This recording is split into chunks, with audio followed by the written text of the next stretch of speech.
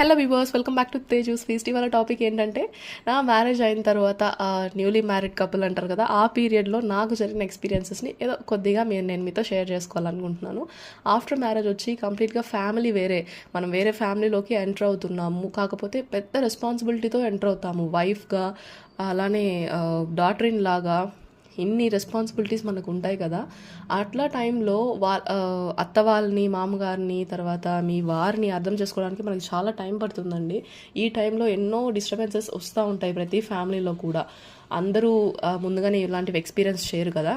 So ఇట్లా టైంలో husband అనే వాళ్ళకి వైఫ్కి మారల్ సపోర్ట్ ఇచ్చి వాళ్ళని సపోర్ట్ చేయండి, ఓకేనా. అలాగే వాళ్ళు కూడా అర్థం చేసుకుంటారండి, కొద్దిగా టైం పడుతుంది, ఆ టైం వరకు వెయిట్ చేయండి. నా విషయానికి వస్తే, నా పర్సనల్ లైఫ్లో చాలా డిస్టర్బెన్సెస్ వచ్చాయండి, కంపల్సరీ వస్తాయి, అందరూ మనుషులే కదా.